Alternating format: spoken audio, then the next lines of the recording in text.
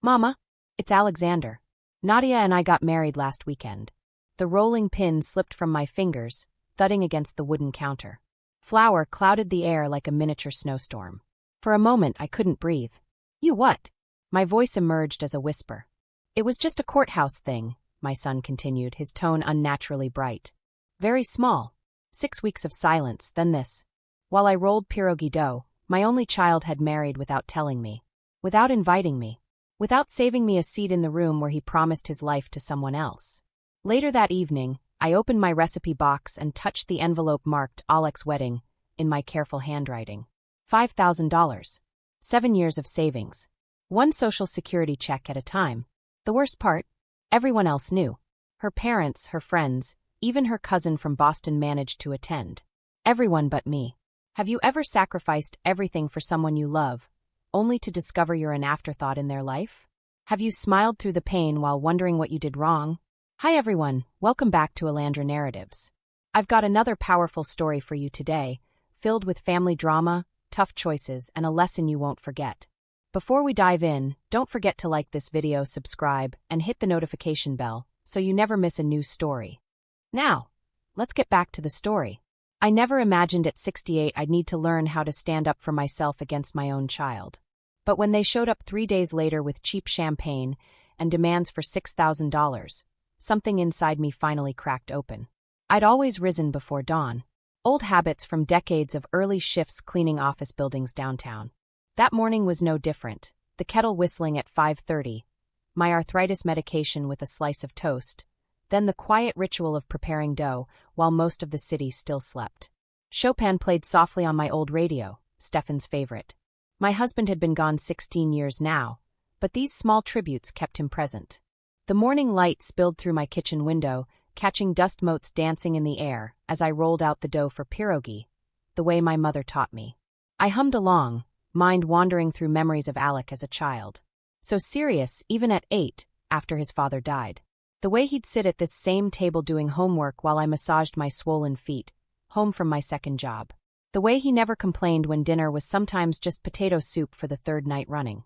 You'll see, Mama, he'd promised the day he received his college acceptance letter. Everything will be different now. And it was. My son transformed at university, confident, ambitious, increasingly distant. Then came Nadia, with her sleek clothes and direct gaze that seemed to catalog everything in my apartment whenever they visited. Those visits grew shorter, phone calls rarer. 6 weeks had passed since I'd heard Alex's voice. 6 weeks of unanswered messages that ended with call when you can kochani. 6 weeks wondering what I'd done wrong. The phone's ring sliced through my reverie. With flour-dusted fingers, I fumbled with the receiver. Hello, Mama. It's Alexander. That artificially bright tone. My heart contracted. Alec, I've been worried. How are you? How is Nadia? That's why I'm calling. We have news. A pause. Nadia and I got married last weekend.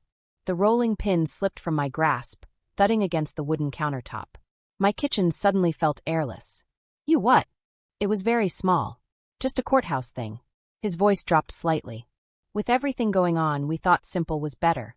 I steadied myself against the counter, acutely aware of the flour now smearing my blue blouse. The one I'd bought specifically for Alex's eventual wedding. The one I'd never get to wear for its intended purpose. I don't understand. Was I not supposed to be there? My voice sounded distant, as though coming from someone else's throat. Mama, please. You know how complicated things have been. Behind him, I heard Nadia's voice, then shuffling as she took the phone.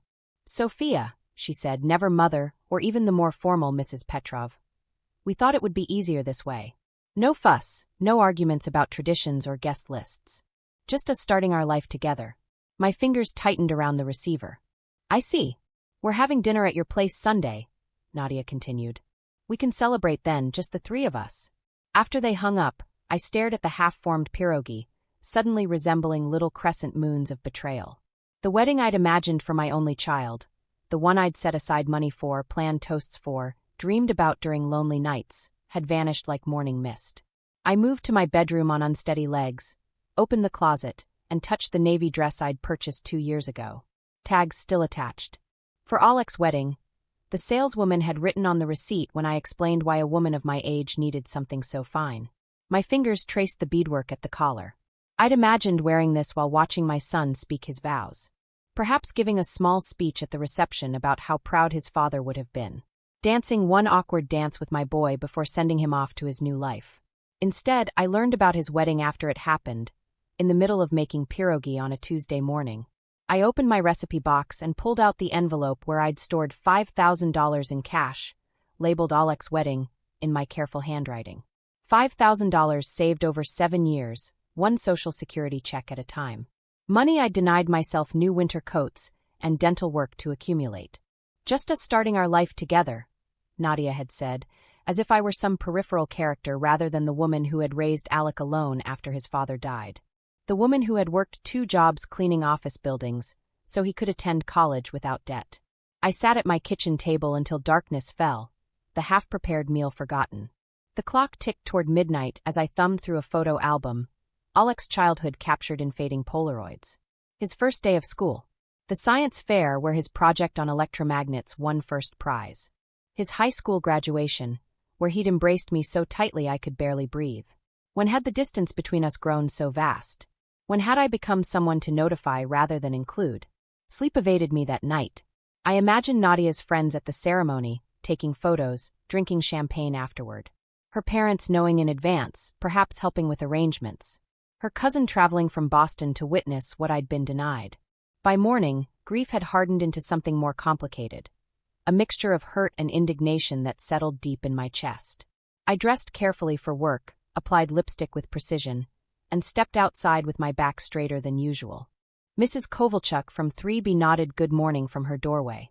"Beautiful day, Sophia," she called. I managed a tight smile. "Is it?" For 3 days, I moved through my routines with mechanical precision. Cleaning office buildings at night. Greeting neighbors. Preparing for Sunday's celebration, dinner with trembling hands that betrayed my calm exterior. I polished my mother's good china. Prepared borscht from scratch, the beets staining my fingers crimson. Baked the honey cake that had always been Alex's favorite, though Nadia once remarked it was a bit too sweet for modern tastes. On Sunday afternoon, I changed outfits 4 times before settling on a simple blue dress. Applied makeup I rarely wore. Rehearsed what I might say when they arrived. "Congratulations. I'm happy for you. I understand why you did it this way." The lies tasted bitter on my tongue. They arrived carrying a bottle of cheap champagne. Nadia kissed the air beside my cheek while Alec hugged me awkwardly. She wore a new pendant that caught the light, white gold with a small diamond. My kitchen smelled of borscht that had been simmering since dawn, steam condensing on the windows. "You didn't need to go to all this trouble," Nadia said, her eyes scanning my apartment with that familiar assessment. I'd grown accustomed to her cataloging my possessions, mentally pricing items as though preparing for an estate sale. "It's not every day my only son gets married," I replied, my smile stiff as dried clay. Throughout dinner, they shared details of their spontaneous courthouse ceremony. 4 of Nadia's friends had attended as witnesses. Her parents had known in advance. Even her cousin from Boston had managed to attend. With each revelation, the knot in my chest tightened. I poured more wine, nodded at appropriate intervals. Noticed how Alex's eyes rarely met mine, focusing instead on his plate, his glass, the window behind me. "The judge was so sweet," Nadia said, twirling her new pendant between manicured fingers. "He said we were the happiest couple he'd married all month." "How wonderful," I murmured, slicing the honey cake into perfect triangles. "I'm sure you were beautiful." "She was." Alec finally looked at me. "You would have." He stopped himself, but the unfinished sentence hung in the air between us. "You would have loved it. You would have been proud. You would have been there if we'd wanted you." "We have some news," Alec said after dessert, exchanging a look with Nadia. "We've found our dream apartment. It's perfect, close to both our jobs, good neighborhood." The familiar knot in my chest loosened slightly. "That's wonderful," I said, genuinely happy that they'd found a place. They'd been sharing Nadia's cramped studio for almost a year. "The thing is," Nadia interjected, leaning forward, "we need help with the down payment. The landlord wants first and last month's rent plus security deposit." And there it was. The real reason for this visit. I felt the familiar tightening in my chest. This wasn't the first time. Over the past 2 years, I had paid for Alex's car repair, Nadia's laptop when hers mysteriously stopped working, their vacation to Florida, Alec needs rest after his promotion, and countless smaller loans that were never repaid. "How much?" I asked quietly. 6,000, Nadia said. But it's an investment, really. The location will let us save on commuting, and I have 5,000, I heard myself say. For the wedding. I've been saving it. Their eyes lit up simultaneously. Not with gratitude or shame, but with the unmistakable gleam of successful hunters. That would be perfect, Mama, Alex said, reaching for my hand across the table. We can make up the difference. As I went to retrieve the envelope, I caught sight of my reflection in the hallway mirror. A 68-year-old woman with silver hair pulled back in a neat bun, deep lines around my eyes testifying to both laughter and sorrow. I barely recognized myself. Who was this woman who kept giving until her own cup was empty? What would Stefan think of how easily our son took without giving back? I remembered last winter, when my heating broke during the coldest week of February. I'd called Alec, wondering if I might stay with them for a few days until the repairs were complete. It's not really a good time, Mama, he'd said. Nadia's sister is visiting. Maybe Mrs. Kovalchuk has space. I'd spent 4 nights wrapped in every blanket I owned, a space heater borrowed from the super barely keeping the temperature above freezing. When I mentioned it later, Alec had shrugged. You should have insisted. We would have made room. But I never insisted. I never demanded. I only gave. I returned and placed the envelope on the table. Nadia reached for it immediately, but I kept my hand firmly atop it. Before I give you this, I said slowly, I want to understand something. Why didn't you invite me to your wedding? A look passed between them, the briefest flicker of discomfort. Mama, we told you. It was very small, very fast, Alex said. 4 of Nadia's friends were there. Her parents knew. Her cousin came from Boston. I kept my voice even. I lived 20 minutes away. It wasn't personal, Nadia said, her fingers still inches from the envelope. We just wanted something stress-free. Am I stressed, Nadia? Her eyes narrowed slightly. Sometimes yes. You have very specific ideas about how things should be done. What my wife means, Alec jumped in, is that we wanted to do this our way. No expectations. I see. I withdrew my hand from the envelope. And now you want my wedding gift to pay for your apartment. Mama, when was the last time you visited me without needing something, Alec? The question emerged before I could censure it. When was the last time either of you asked how I was managing on my fixed income? If I needed anything. The silence that followed held more truth than any answer they could have given. Nadia recovered first. That's not fair. We're just starting out. You've had your whole life to build security. The laugh that escaped me sounded foreign to my own ears. Security? I clean office buildings at night despite my arthritis. I haven't bought new glasses in 6 years despite my prescription changing. I eat soup 4 nights a week to stretch my budget. You never told us, Alec began. You never asked, I cut him off. And I didn't tell you because I was proud. Because I wanted you to see me as strong. Because I thought my sacrifices were worthwhile if they gave you a better life. I pushed back from the table, the chair legs scraping against linoleum. But I've realized something today. My sacrifices weren't building your character. They were crippling it. The apartment felt suddenly too small, too airless. I walked to the window and pushed it open, inhaling the sharp October air. Below, yellow leaves skittered across the sidewalk. What are you saying? Alec's voice had acquired an edge I recognized from his teenage years, defensive, primed for conflict. I'm saying no. The words felt strange and powerful on my tongue. No, I will not give you this money. Nadia's face flushed crimson. After everything we've done for you? What exactly have you done for me, Nadia? I asked softly. We visit, she said immediately. We call. We include you in our lives. When it's convenient. When you need something. Alex stood now too, his face a storm. This is about the wedding, isn't it? You're punishing us. This isn't punishment, Alec. This is consequence. I gathered the envelope and returned it to my recipe box. I've enabled this behavior for too long. Enabled? Nadia nearly shouted. You're not a therapist, Sophia. You're just a bitter old woman who can't stand that your son has built a life that doesn't revolve around you. The blow landed exactly as intended. I felt a familiar urge to backpedal, to apologize, to give them what they wanted just to smooth things over. But something had shifted inside me, like tectonic plates rearranging themselves after years of pressure. Perhaps you're right, I said quietly. Perhaps I am bitter. But I'm also finally awake. Let's go. Nadia grabbed her purse, already halfway to the door. She's made her choice. Alec hesitated, torn between his wife and the mother who had raised him. For one moment, I glimpsed uncertainty in his eyes. She'll change her mind, Nadia called from the hallway. She always does. And there it was, the brutal truth of how they saw me. A resource. A safety net. A convenience. Mama, Alec lowered his voice, stepping closer. Don't do this. We need that money. And I needed to be at your wedding, I replied. We don't always get what we need. His jaw tightened. Fine. Keep your money. But don't expect. Don't expect what? Your visits? Your calls? Your consideration? My voice remained steady.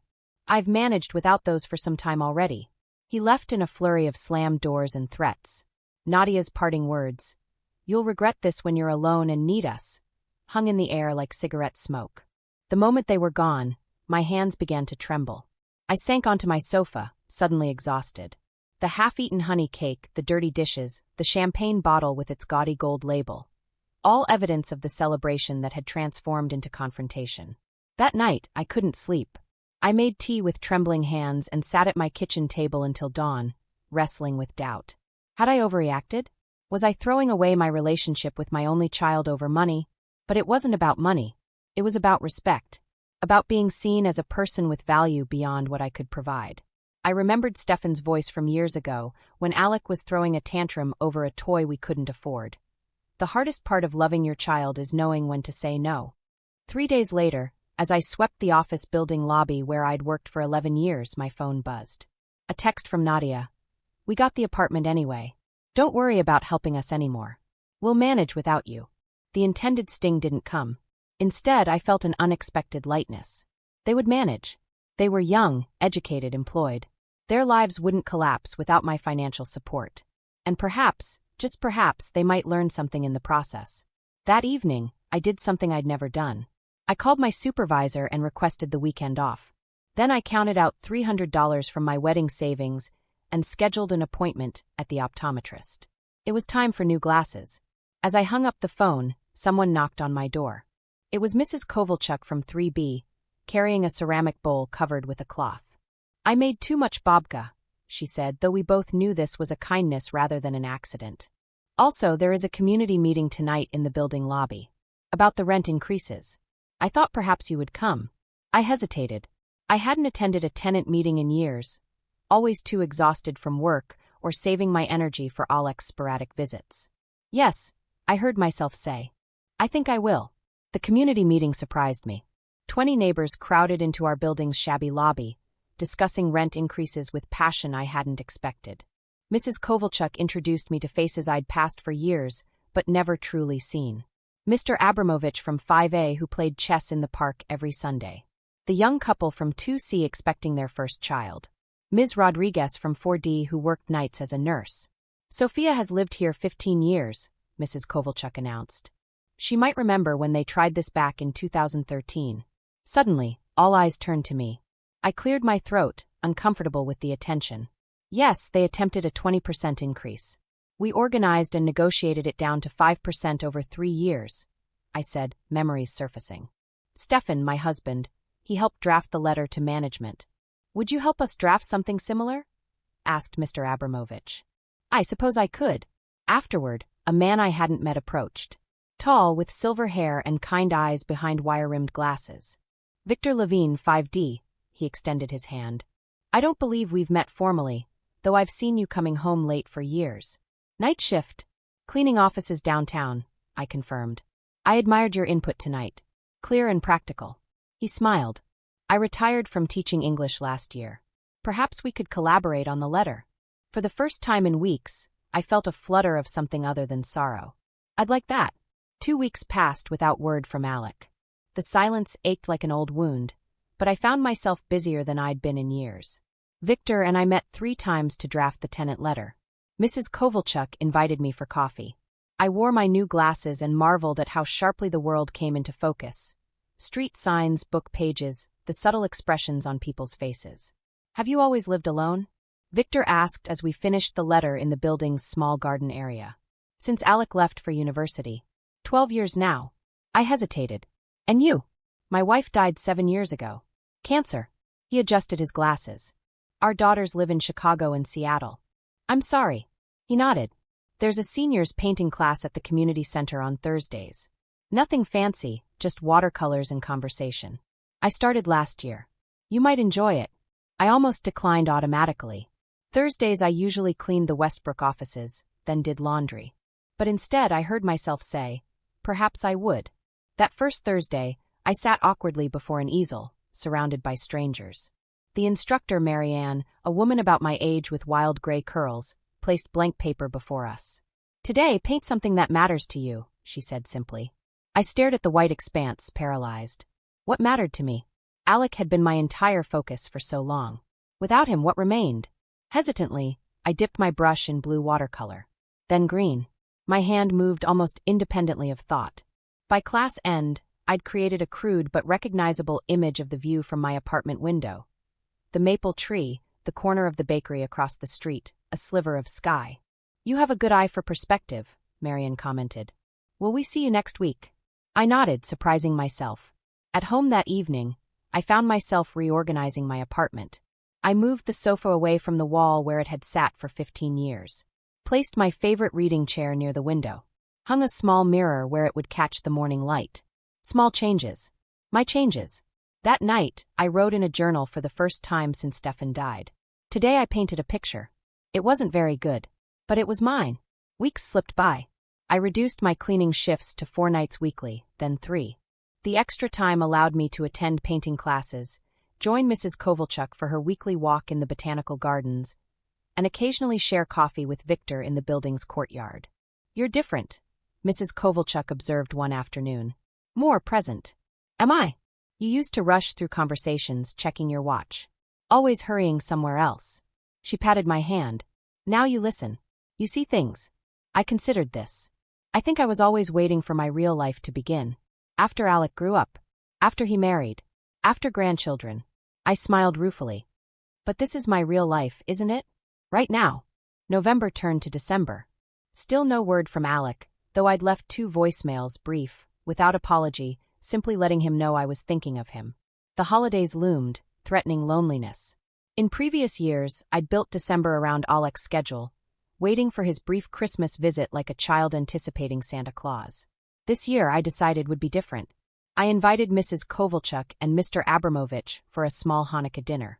I accepted Victor's invitation to attend a Christmas concert at the community center. I signed up for the senior center's New Year's Eve potluck. My days developed new rhythms. Painting on Thursdays. Tenant committee meetings on Tuesdays. Sunday afternoon walks with Victor, who shared my appreciation for architecture and could name every tree in the park. We moved carefully around each other, 2 people who understood loss too well to rush intimacy. My daughter wants me to move to Chicago, he mentioned during one walk.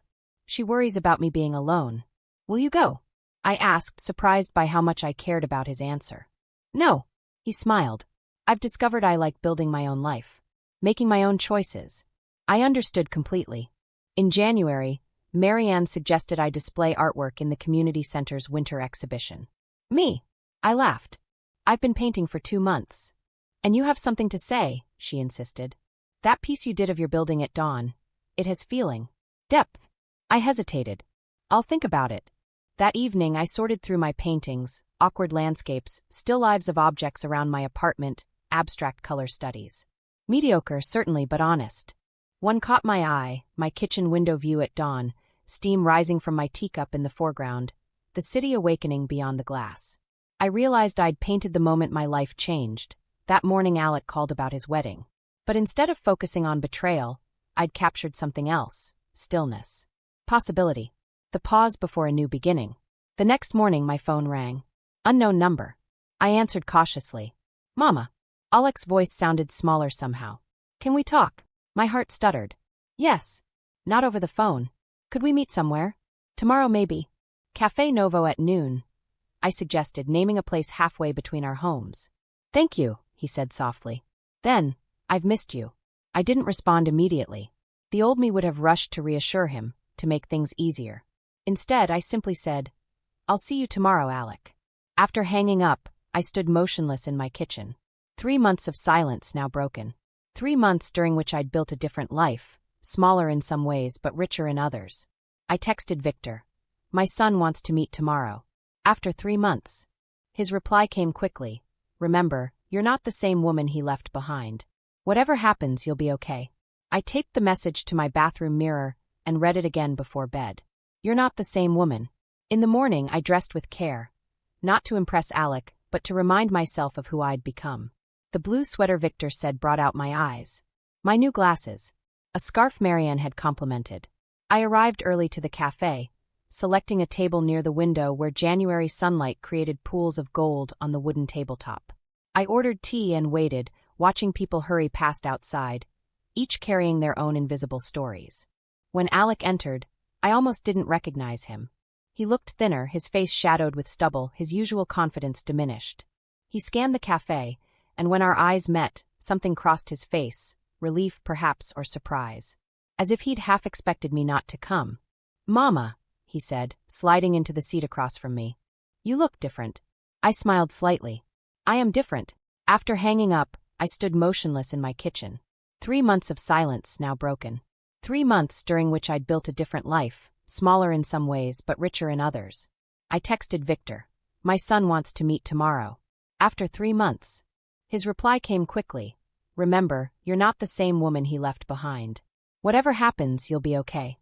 I taped the message to my bathroom mirror and read it again before bed. "You're not the same woman." That night, sleep evaded me.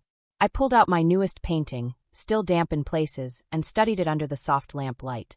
The community center exhibition was 2 weeks away. Marianne had already reserved wall space for my work. My work. The thought still felt foreign, yet undeniably right. Morning arrived with slate-gray skies threatening snow. I dressed with care, not to impress Alec, but to remind myself of who I'd become. The blue sweater Victor said brought out my eyes. My new glasses. A scarf Marianne had complimented. As I locked my apartment door, Mrs. Kovalchuk emerged from 3B. "Good luck today," she said, surprising me. "You remember?" "Of course. Some conversations change everything." She squeezed my hand. "Just remember who you are now." The cafe waited 12 blocks away. I chose to walk despite the cold, needing time to arrange my thoughts. The woman who had crumbled at her son's wedding announcement wouldn't recognize the woman who now moved purposefully through the January chill, shoulders back, pace steady. I had no idea what Alec wanted. Reconciliation? More money? Forgiveness without growth? For the first time in my life, I approached my son as his equal. Not as the mother who would sacrifice everything, not as the woman who existed only to support his dreams. I reached the cafe 10 minutes early and watched snowflakes begin their gentle descent outside the steamy windows. Whatever happened next, I was ready. I arrived early to the cafe, selecting a table near the window where January sunlight created pools of gold on the wooden tabletop. I ordered tea and waited, watching snowflakes begin their gentle descent outside. Whatever happened next, I was ready. Alec entered 10 minutes late, stamping snow from his boots. He looked thinner, his face shadowed with stubble, his usual confidence diminished. He scanned the cafe, and when our eyes met, something crossed his face, relief perhaps or surprise. As if he'd half expected me not to come. "Mama," he said, sliding into the seat across from me. "You look different." I smiled slightly. "I am different." Silence stretched between us, awkward yet necessary. In the past, I would have rushed to fill it, to make him comfortable. Now I let it expand, giving us both space to adjust to this new reality. "I've been trying to call," he finally said. "I know. I got your messages." "You didn't call back." "No." I sipped my tea. "I needed time." He nodded, fidgeting with a sugar packet. "Nadia and I separated," he said after the waitress brought his coffee. "Temporarily. To think things through." I wrapped my hands around my mug, absorbing its warmth. "I'm sorry to hear that." "The apartment." He trailed off. "It's more expensive than we thought. Utilities, furniture, everything. We've been fighting about money." I nodded, waiting. "She said some things about you." "About us?" That made me think. He studied his coffee as if it held answers.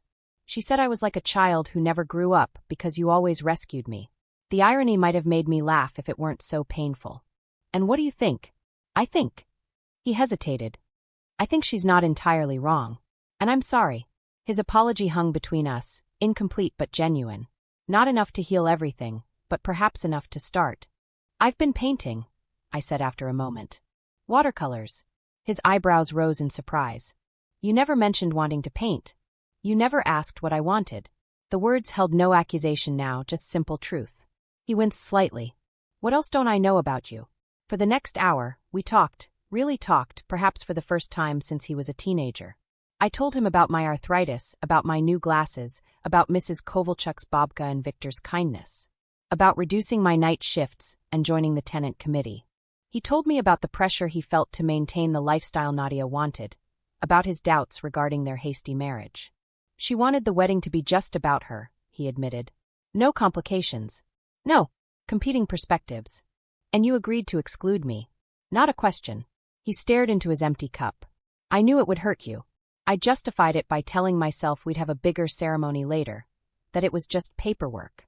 But really, he looked up. I was afraid. Of what? Of disappointing you. Again. His voice dropped. Everything came so easily to her, college, career, finances. I felt like I was always catching up. I remembered how proudly he'd announced their engagement, how quickly his excitement had faded when Nadia began criticizing his choices, how he'd gradually adopted her tastes, her opinions, her friends. Do you remember the summer you were 12?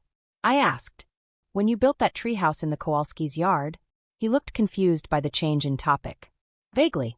It collapsed the first time you climbed into it. You were devastated. I smiled at the memory. Your father told you something I've never forgotten. He said, the things we build ourselves are always stronger than the things others build for us. Dad said that. His expression softened. He did. And he was right.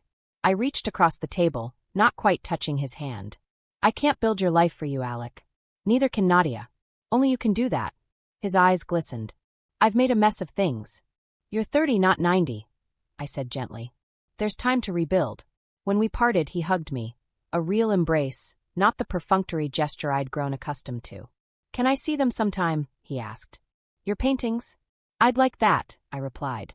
That evening, as I mixed colors for a new painting, Victor knocked on my door with a bag of fresh bagels. How did it go?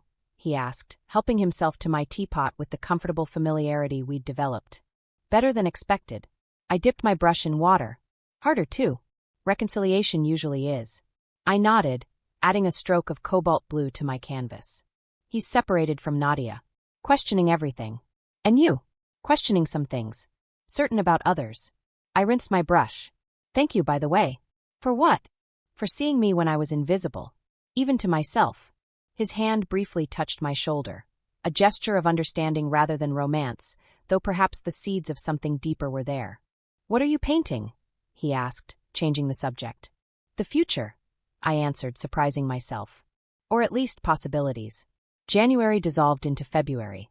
Alec visited every other weekend. Sometimes we talked about difficult things, his troubled marriage, my enabling behaviors, our mutual grief over his father's death that we'd never properly addressed. Other times we simply existed together, reading in companionable silence or watching old films. Gradually patterns shifted. He began bringing groceries without being asked. Called midweek just to check in. Asked questions about my life, and actually listened to the answers. One Sunday, he arrived with a proper easel to replace the makeshift one I'd been using. The art supply store owner helped me choose, he said somewhat shyly. I told her my mother was becoming an artist. The words lingered in my apartment long after he left. My mother, the artist. Not just Alec's mother. Not just Stefan's widow. Not just the night cleaner, or the old woman in 3A. Sophia Petrov, artist. In March, I displayed 3 paintings in the community center's winter exhibition. Nothing spectacular, a street scene, a still life with my mother's samovar, a portrait of my building in morning light, but seeing them framed on the wall filled me with quiet pride. Alec came to the opening. So did Victor, Mrs. Kovalchuk, and my friends from painting class. Nadia did not. She and Alec had filed for divorce in February. I never knew you saw the world this way, Alec said, studying my painting of the samovar. It's beautiful, Mama. I never knew either, I admitted. Sometimes we discover ourselves late in life. Mrs. Kovalchuk nudged me as a woman in an expensive coat studied my street scene painting. She's the gallery owner from downtown, she whispered. Victor invited her. Before I could respond, Marianne was introducing us, explaining my emerging voice and raw emotional palette. Terms that would have embarrassed me months ago, but now felt strangely appropriate. You have an interesting perspective, the gallery owner said, handing me her card. Amateur but authentic. Call me if you complete a series of 12 city scenes. We might discuss a small showing. Later, as Victor drove us home, Alec asked from the back seat, Are you happy, Mama? The question startled me. No one had asked about my happiness in years, perhaps decades. "I'm learning to be," I answered truthfully. "It feels like waking up after a very long sleep."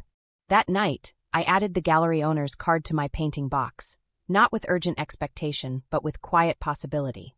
Whether anything came of it hardly mattered.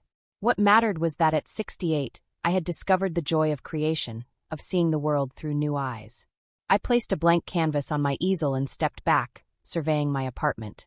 The space felt different now, books stacked beside my reading chair, paint supplies organized on a small table by the window, a vase of daffodils Victor had brought yesterday brightening the kitchen counter.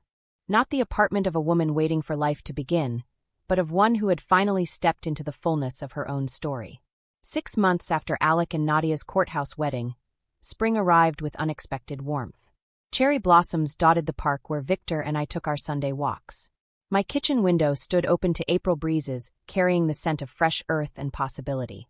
My hands, still stiff with arthritis but stronger now from painting, carefully arranged brushes on the small desk I'd purchased from the second-hand store. 12 canvases leaned against the wall, city scenes capturing my neighborhood through changing seasons. 10 completed, 2 still blank with promise. The gallery owner had called yesterday. "Your winter scenes have potential," she'd said. "Finish the series by June, and we'll discuss a small showing in our emerging artists alcove." The words still felt surreal. At 69, I was an emerging artist. The thought made me smile as I mixed paints for the day's work. My phone chimed with a text from Alec. "Dinner still on for tonight? I'm bringing that soup you liked from Kozlov's." I typed back, "Yes." 6 p.m., Victor might join us later. Our relationship had found new footing these past months. Not perfect, we still occasionally stepped on old bruises, but honest in ways it hadn't been before. He visited weekly now, often bringing small, thoughtful gifts. Herbal tea for my arthritis, a book on watercolor techniques, fresh flowers for my kitchen table. The divorce had finalized last month. He'd moved to a modest apartment closer to his office and seemed lighter somehow, reclaiming parts of himself that had faded during his marriage. He'd even resumed playing chess, something he'd loved in college, but abandoned when Nadia found it tedious. My own life had expanded in ways I couldn't have imagined that October morning when his wedding announcement shattered my routine. I still cleaned office buildings, but only 2 nights a week, enough to supplement my social security without exhausting my energy. The rest of my time belonged to painting, to the tenant committee, which had successfully negotiated reasonable rent increases, to friends both old and new, and to Victor, whose presence in my life had grown gradually from friendship into something deeper.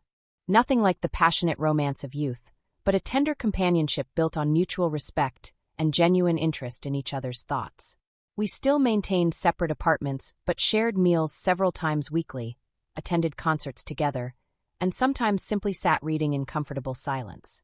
At noon, I gathered my painting supplies and headed to the park.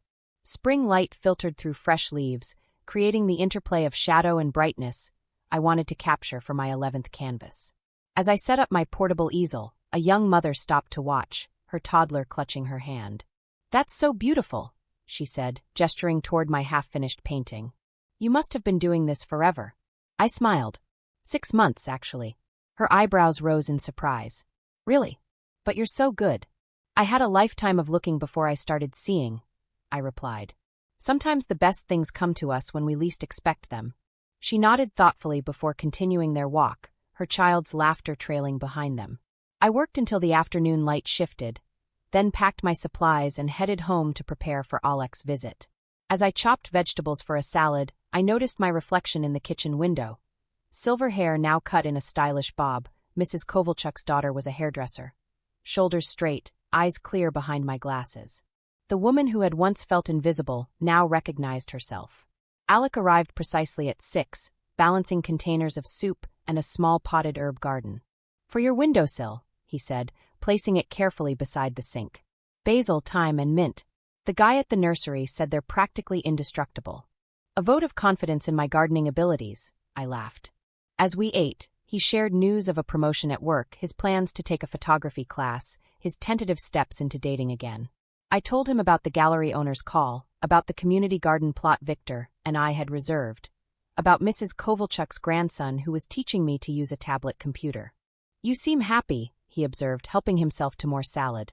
Happier than I remember seeing you in years. I am, I acknowledged, though I wouldn't have chosen the path that brought me here. His expression sobered. You mean my wedding? Excluding you. I nodded. It broke something in me. But sometimes breaking creates space for rebuilding. He was quiet for a moment. I've been thinking about something. That money you saved for my wedding, what happened to it? The question surprised me. We hadn't discussed finances since our confrontation months ago. Some went for new glasses, I said. Some for art supplies. Some is still in my recipe box. Good. He seemed genuinely pleased. It should be for you. Things you want and need. After dinner, we washed dishes side by side. A simple domestic ritual that now felt like shared communion rather than obligation. Victor joined us for dessert, bringing strawberries and cream. The three of us played cards until late, conversation flowing easily across subjects: politics, art, memories, dreams. When Alec left, he embraced me warmly. I'm proud of you, Mama, he whispered. I should have said that long ago. Those words, once so desperately craved, now felt like a beautiful addition to my life rather than its foundation. Later, after Victor had also departed with a gentle kiss on my cheek and plans to visit the botanical gardens Sunday, I sat at my windowsill examining the herb garden Alec had brought. New growth, fragile yet persistent, reaching toward light. I opened my recipe box and touched the remaining cash in the wedding envelope. Then, making a decision, I removed the label and wrote a new one: Sophia's future. Because that's what it was now. Not a gift for someone else's milestone, but an investment in my own becoming. On the easel waited my 11th canvas, the park scene nearly complete. Soon I would begin the final painting in my series, perhaps the view from this very window, my own perspective on the world I had finally claimed as mine. I touched my brushes, lined up neatly for tomorrow's work. Such simple tools, yet they had helped me rediscover myself. Like the herbs Alec had brought, I too was growing in new directions, finding unexpected strength in the breaking and rebuilding of my life. Outside, night settled over the city. Lights blinked on in neighboring buildings where other lives unfolded behind illuminated windows.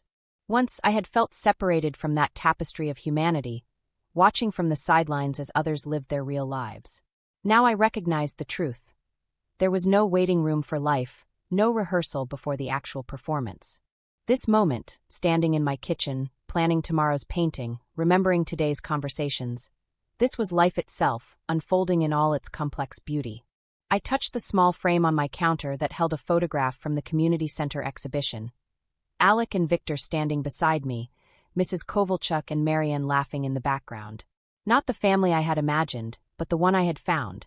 Not the life I had planned, but the one that had found me when I finally had the courage to say no, and yes, and I am here. I opened my journal and wrote a single sentence. Today, I am the artist of my own life.